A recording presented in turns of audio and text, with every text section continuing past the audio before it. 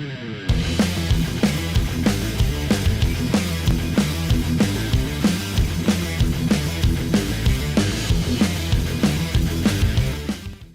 is Patrick from WSOU 89.5 FM, the loudest rock, and I'm here with Sam Loeffler from Chevelle. How you doing?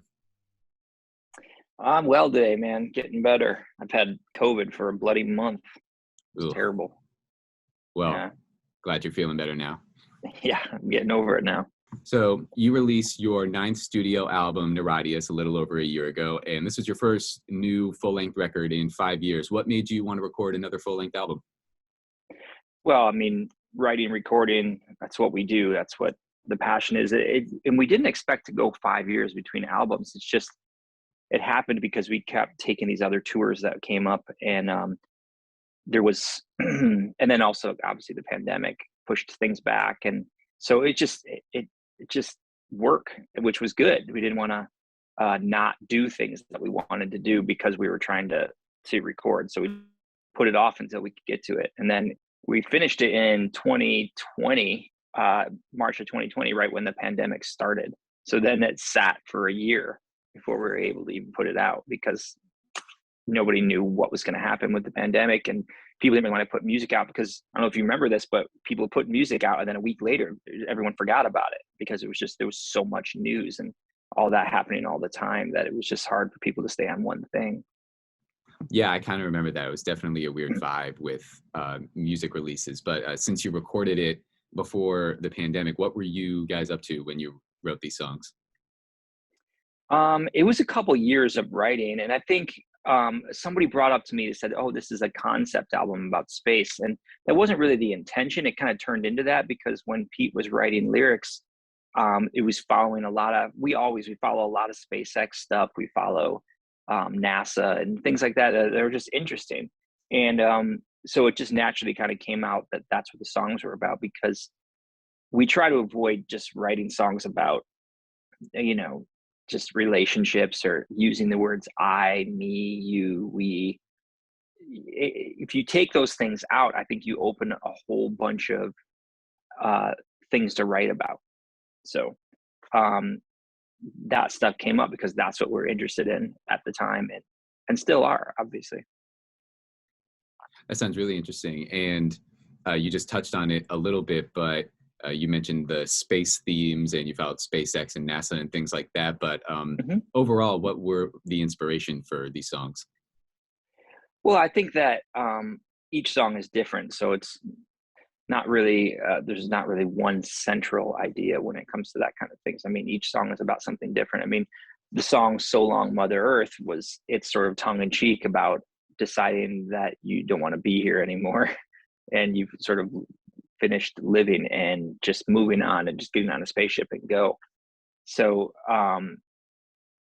Self-Destructor is actually about vaccines, coincidentally, which was written before the pandemic. So, there's a whole movement of people who don't vaccinate their children and things like that. And that's what that was about. So it jumps around theme to theme for sure. Yeah, I definitely hear that. And going back to the space themes a little bit, you said it kind of came out accidentally because that's what you were writing about. Did you purposefully kind of throw space into a lot of the songs, or was it just kind of on your mind and it came out? Yeah, it was definitely just on. I mean, Pete and I follow that stuff regularly, so it was literally it was natural.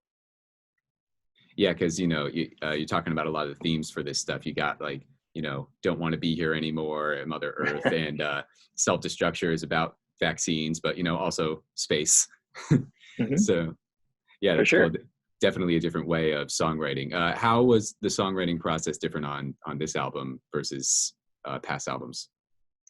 It wasn't really different. I mean, songwriting process is really just about getting stuff down. It's about starting it. Songwriting is really, really difficult, and writing a good song, it's so difficult, right? So it's just a matter of sitting down and not being happy with it just because you did it, right? And it's like that thing being left over from being 7 years old and doing a drawing, and your mom's like, "Oh, that's fantastic. You're so excited about it," just because it's you that did it. And just because you did something doesn't make it good. You have to push it. So, uh, I mean, the process wasn't different. It's just long is all. Yeah, for sure. And I know that Chevelle started in your parents' garage. What kind of garage band elements do you think are still in your music today? Yeah, I mean, I think most bands start in their parents' garage. So, um, try trying to get away from that. I don't think anybody's trying to get away from it. It's just your songwriting style changes, your influences change, your ability changes, your ability to be able to play parts, be able to make things work in a way that they couldn't before because you're early in your career. Um, I think what maintains from that kind of stuff is not getting above yourself and remembering that you started doing this because you were impassioned. You're passionate about it, and that also that it was fun. You know, and if you can hold on to that stuff, I think it makes it go a lot longer. I mean, what we're seeing, the secret to a successful band is just being able to stay together. That is very, very difficult. I mean, it's arguably harder than a marriage, and in some ways, it is a marriage. Yeah, for sure. I definitely hear a lot about that. And once you were kind of out of your garage band phase and you recorded point number one with Steve Albini, how would you describe the experience of recording your first record as professional musicians? Well, Albini is great. He's one of my favorite people in the world. He's so bright and has such interesting perspectives. He was a great dude. We learned so much stuff from him. And just spending that time in the studio. But when it's your first album, it's like anything when you come into it. Like in broadcasting, you come in and it's you have no idea what to expect, and then you're into it for a couple of years, and you're like, "What do you mean? Why would you ask me a question like that? That's silly." That's a stupid question, but it's not really because it's new. So you learn all these new things, and all these things that you think are really important are not important, and then all this stuff that you thought you knew, you realize it's not good at all, right? At the end of the day, I think all the questions you have about making an album, most of it is answered in just you being a better musician, a better songwriter, and a person that's easier to work with, and just your ability to not be offended is important when it comes to recording, when it comes to being in a band, it comes to anything. Don't be offended. Just move on with it and get to whatever the purpose is. Don't spend time being offended. So you just mentioned how there's no dumb questions when you start recording your first record because you're all learning as you make your first record as professional musicians. But what were some of the expectations you had going into making your first album that were kind of turned upside down once you started to learn? Yeah, I mean, interesting enough, Albini is very much a first take kind of guy. He wants you to have it be like a raw first take. And I think in order to do that, you really have to be, the song has to be finished, as in like there can be no questions. And then it needs to be rehearsed 1,000 times in order for you to do that. And that's a hard thing for anybody to do, to be able to do a song in one take. So that was a surprise for us that that record was basically, one take, two takes tops. I don't think I would do that again because I don't think that makes it, in this situation, doesn't make it better. But I don't know. maybe it would. But that was definitely one of the things that we were thrown off by. Yeah, I understand that. And your sophomore record, Wonder What's Next, in my opinion, is probably the epitome of a sophomore record. Some of your biggest hits came from this album. What did you do differently on Wonder What's Next from point number one that you think made it the success that it was? Well, I think that was our first major label record. So the fact that we put the time into the recording, we recorded those songs several times and then went back and fixed parts and things like that. That made a difference. Also, because what we learned in writing music on the first album, with the second album, we spent, you know, more time learning the songs, polishing them more, just by playing them. So that changed things a lot. I think that album is kind of somewhat a sign of what music sounded like back in the early 2000s, with the exception of not being too, I don't know, not too polished. But that was kind of a sound back then. People were like, oh, we really want to hear no noise in the room, things like that. And I think that makes it sound a little bit like this, like dated for the time. But I think that it doesn't matter what you do, because we look back on that album now, 20 years later, and it looks unfinished to us. Like there's things we could have done to make it better. But I think that happens with every album. So you just kind of just have to say, well, this is the time that we had to do that album, to record that album, to write it. So this is what it ended up being. And it may sound unfinished to us, but no one else would notice that. Right. I mean, I definitely wouldn't have noticed that. And also early in your career, you guys toured quite a bit. I know you played Ozfest and you supported Disturbed on tour. So in addition to becoming a professional musician, recording your first 2 albums, how did touring impact your music early on? Well, it did impact it, because you saw how other people were doing it, and what some of the good parts and what some of the bad parts were. And of course, there's this whole idea of what music is, or what tour musicians do on their days off or days on, or all that kind of stuff. And some of it's true and some of it's not. And you can lean into it and feel like, oh, now I'm living this life or something. Or you can resist it and say, well, this doesn't define me. I don't have to be completely, you know, trying to fit into I don't even know. It's just like what people think living a, you know, quote unquote rock and roll lifestyle is. It's kind of silly. You just have to do whatever works for you.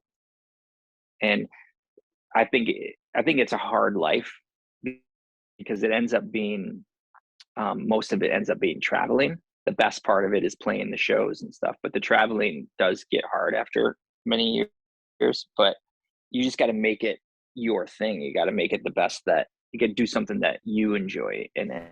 And I mean, when you're a young band like that, you can tour forever, because you can hit each market 3 or 4 times in a year. You could hit it as a headliner, you could hit it as a support band, you could hit it at a festival and all that stuff, because you're a small band and you're getting to know people. But as you become bigger and people know you, you can't hit those markets 3 times in a year. So touring definitely changes after a while, because you really have to make it count. Because if you go and do a festival in a market, you know that you can't play that for 6 months before and 6 months after, or whatever, at least maybe longer. And you'd be like, oh, well, I'm going to go do this show as a support band, but then you burn that market for when you come through as a headliner. So things do change. Back then, your decisions didn't mean quite as much. Now it means more. Yeah, definitely. And what were some places, some markets, like you just mentioned, that really stood out to you when touring early on? I don't know that there was necessarily a place that stood out, because it was constant. I mean, we were doing 90 days on, a week or 2 off, or 3 weeks off, and then 90 days on. And so you were at a different place every day. What's funny is that we actually ended up at this hotel in New Jersey, right in Jersey City, all the time. We'd always end up at the same hotel, and there was nothing you could walk to or anything. So you'd just be stuck there. You'd just be stuck there on a day off. And it was funny how it just happened all the time, because it was one of the few places outside of New York City that had bus parking. So those are the kind of things that you end up remembering, just being stuck at this same, you know, Holiday Inn or whatever all the time. And of course, if you and the other bands are all stuck there on a day off, then everybody gets up to a bunch of no good. The day becomes a rolling nightmare. I mean, it sounds fun. It sounds fun, right? Yeah. It is. And it is. It sounds after the 20th time you're stuck in that same place.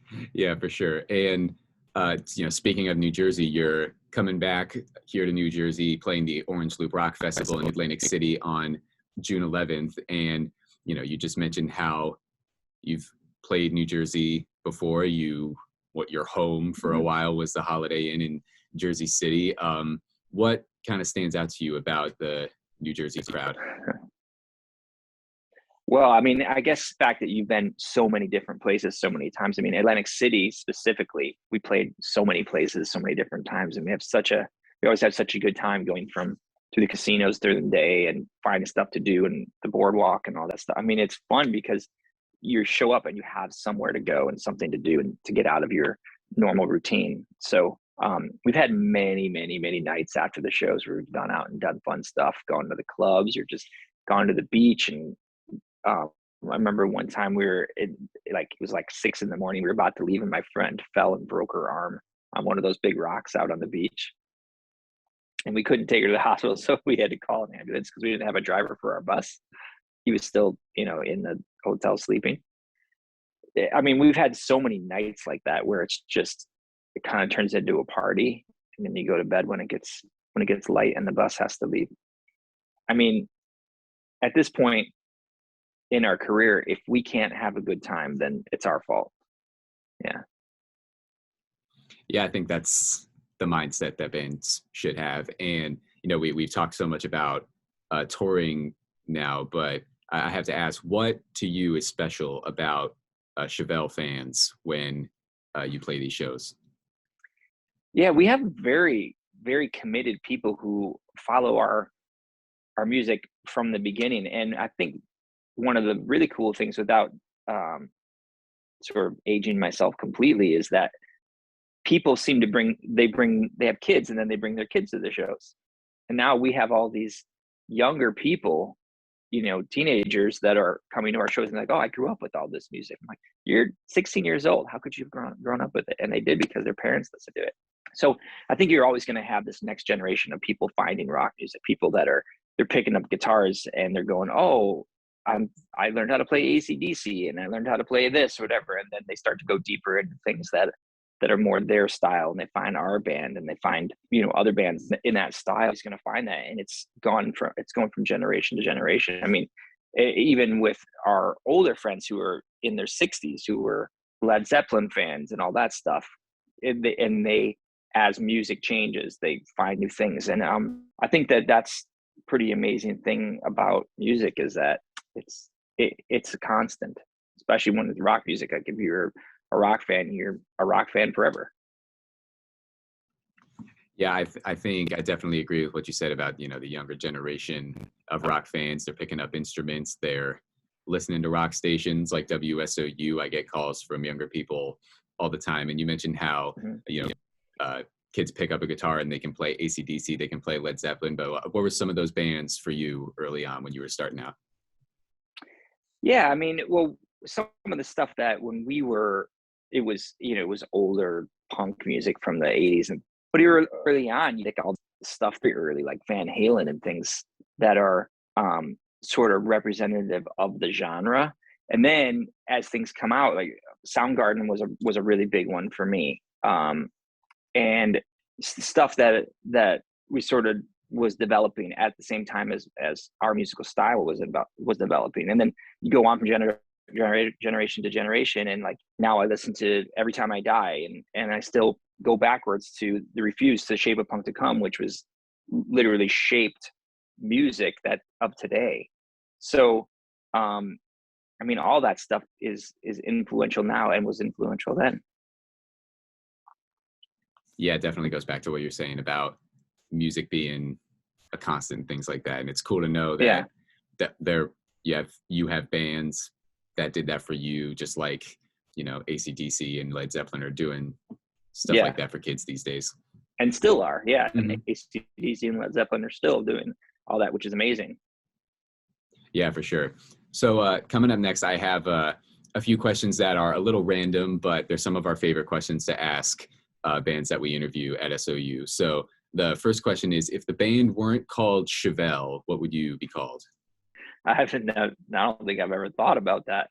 I have no idea, but I would say that I wouldn't name it after a product that already existed. I can tell you that, Mhm. because that has been a hurdle. Yeah, It's a Chevy car, right?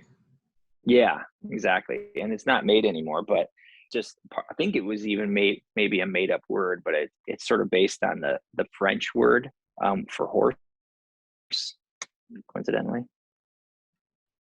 Yeah, yeah, I got you. Second question is, if there were one Chevelle song that you could send out to aliens for them to listen to, what song would it be? That's a good question. I usually lean towards uh, things that are the latest stuff we've done, like Self Destructor or So Long While the Earth or something like that. But I'd probably say I'd go backwards to Hats Off to the Bull, to the song Face of the Floor, because I feel like that song was pretty representative of our style, and not just about us, but I feel like it's a one of those songs you could put on anywhere and pretty much everybody gets it. So probably that song, Face of the Floor. Yeah, I definitely hear that. Now, finally, what's next for Chevelle? Well, we have some really fun festivals that we're doing, including the Orange Loop Festival, and just kind of like the summer shows, the summer festivals and things like that. And then we have some pretty big tours that are coming up in the fall. And in between then, we're writing another album right now. So hopefully we can get into the studio in November, December, and have new music out in 23, which is this thing that excites us, right? We want to write, we want to play. That's our thing. So we can get music out in 2023 because that's what we do. We put out music, and hopefully we can keep new music coming out for the rest of our career. Like, keep going, right? We're not old, so we're just gonna keep doing it. Yeah, it's fantastic. So, Sam, thank you for doing this. Yeah. Chevelle, Niratias, out now. Definitely go stream it, download it, buy the CD, whatever method you choose. Sam, anything else you want to add? No, that's pretty good, man. We're just excited about doing shows this year. So come see us at a festival, because there's a lot of them this year. Yeah, for sure. And, definitely make sure you get your tickets to Orange Loop Rock Festival in Atlantic City in second week of June, I think. Mm-hmm. Yes. June Yeah. 11th. All right. All right. Sam, Thanks, man. yeah, thanks a lot. Cheers. We'll see you soon. You too. This is Patrick with WSOU 89.5.